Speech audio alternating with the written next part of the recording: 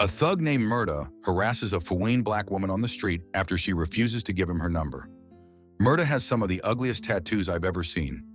Julius, a former Special Forces soldier, and his wife Vanessa are out getting food and witness this, so Julius steps in to help. Why Julius can't even put deodorant on, sweating through his clothes. Right after the chick leaves, Murda tries to put his hands on Julius, so he slaps him silly. Then Murda takes out a gun, and Julius shields his wife immediately. But he's shot in the stomach when he tries to disarm the thug, leaving Vanessa in shock. About 2 weeks later, Chauncey, Vanessa's daughter, stops by to see her mother. Apparently, she lost her father years ago, and Julius is the stepdad she's not entirely cool with. But since Julius took a bullet for her mom, she decides to give him a pass for once and thank him for everything. Still, Julius is not satisfied with what he did, says he should have done more to protect Vanessa, and is pissed that the thug got away. After their conversation, Chauncey tells him that their beef is settled and he's earned her respect. Later that evening, as Julius prepares to leave the house, Vanessa tells him to stay and rest, but he brushes her off, insisting he needs to clear his head. And when she offers to tag along, he flat out refuses, insisting he won't be gone for long, and after he'll put his schlong in her.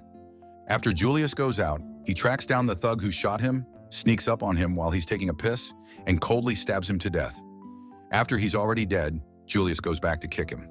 Back home, Vanessa confides in Chauncey that Julius hasn't been the same ever since he got shot. Chauncey still doesn't like Julius, not just because he's not her real dad, but because she constantly gets a weird feeling whenever she's around him. Even so, for her mom's sake, she agrees to act nice and play cool with Julius.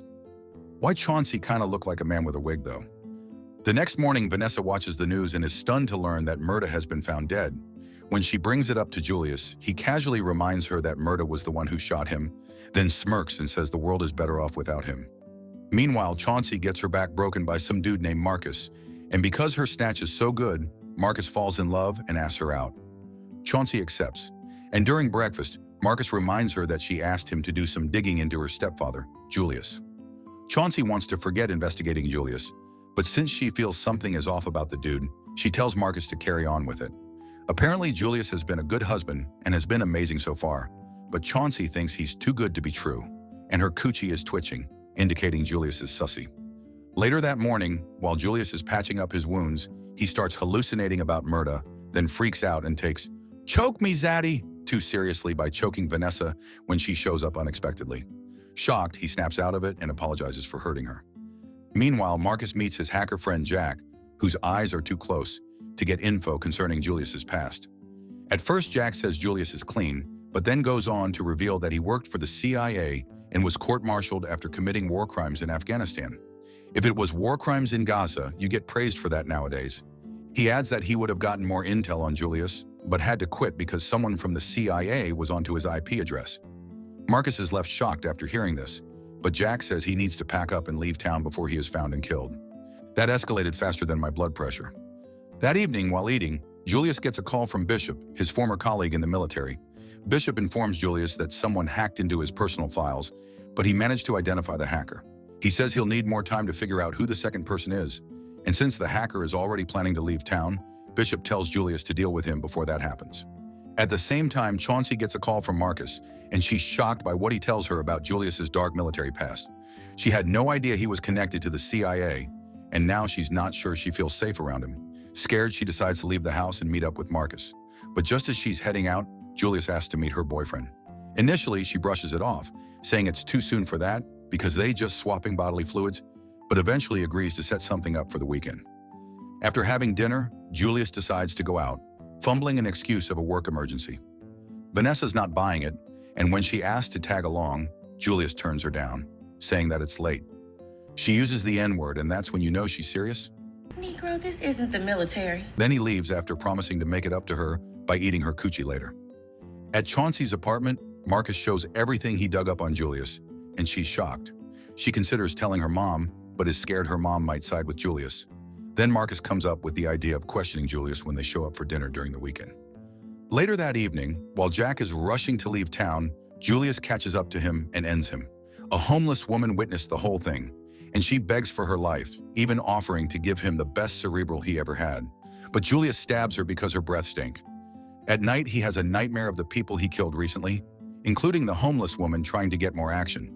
He jolts awake the following morning, leaving Vanessa stunned. Later, Chauncey arrives late at her job and is terrified after seeing the news of Jack's death. She calls Marcus immediately and runs off to see him to discuss what's going on. Girl about to lose her job too. Marcus thinks the CIA might be involved in the case, and Chauncey wants no trouble with the government. She assumes that Julius might have been tipped off by the CIA, and she's scared for her mother's safety. Elsewhere, Bishop meets with Julius. Bishop is a 10, but he looks like a Trumpy, so negative 100. Bishop likes how Julius handled Jack and the potential witness the other day. He says he still hasn't ID'd the other guy who was with Jack, but he will soon. Julius thanks him for the heads up, and it turns out that Bishop owed him a favor since they were deployed in Afghanistan.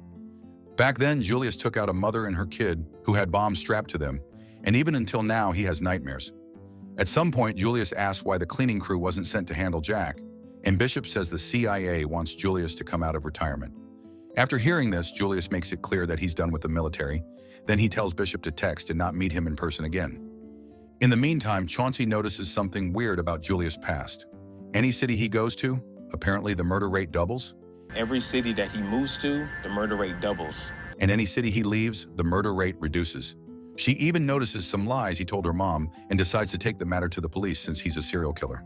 But Marcus says it's a bad idea, since they have no evidence yet. That afternoon, when Julius returns home, he suffers another episode, panics, and shoves Vanessa to the ground.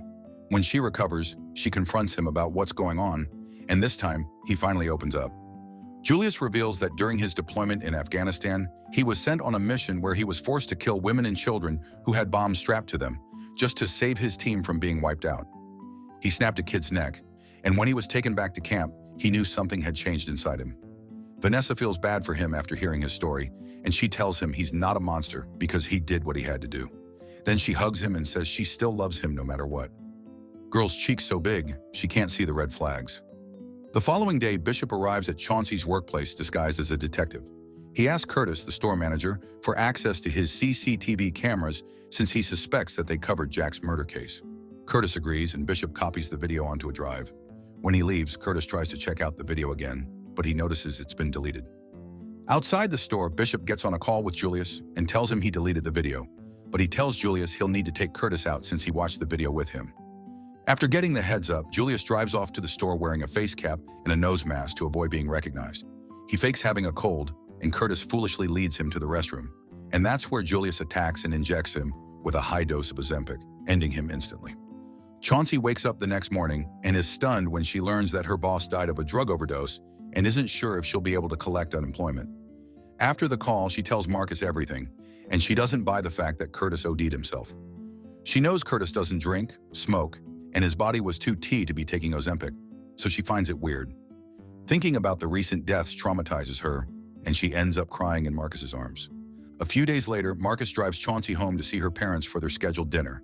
Vanessa gives them a warm welcome, but when Julius shows up, he greets them and jokingly throws a shade at Marcus, causing everyone to laugh.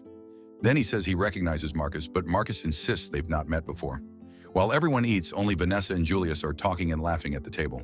As for Chauncey and Marcus, they are scared and confused about the time they'll confront Julius about his past. When Vanessa notices their dull mood, she asks for clarification, but Chauncey is too scared to respond at first. However, when Julius insists, Chauncey finally reveals that her boss was recently found dead, and it was reported as an overdose.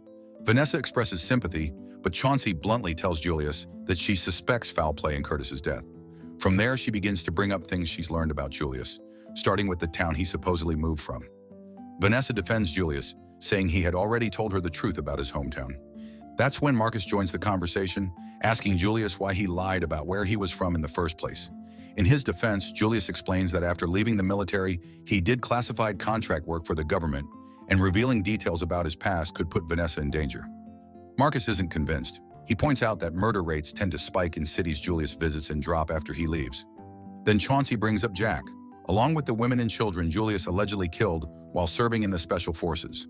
She also names other people she suspects Julius may have had a hand in killing. At this point, Julius snaps. When Chauncey threatens to call the police, he pulls out a gun and forces everyone to sit down. He admits to the murders and loads a single bullet into the gun, leaving fate to decide who lives or dies. Fortunately, no one was shot, but as Julius starts reloading the gun, Marcus tries to wrestle it away from him. Amid the struggle, Chauncey seizes the opportunity and fires, but she accidentally shoots Marcus instead. As Julius tries to retrieve the gun, Chauncey shoots him in the stomach, and Vanessa takes the gun away from her. She points it at Julius, pissed that he almost killed her and her daughter earlier. Then the biggest plot twist, Vanessa says she had an abusive husband who raped and hospitalized her, which is how Chauncey was conceived. So she met Julius, fell in love with him, and arranged for her then husband's death. Since then, she joined Julius to kill, and she enjoyed it. Chauncey is shocked after hearing this, but she catches a bullet from her mother when she calls her crazy. With that, an injured Julius stares at Vanessa lustfully and breaks her back all night. Damn, now that's some Tubi-level crazy. I giggled at that twist. What did you guys think of this one?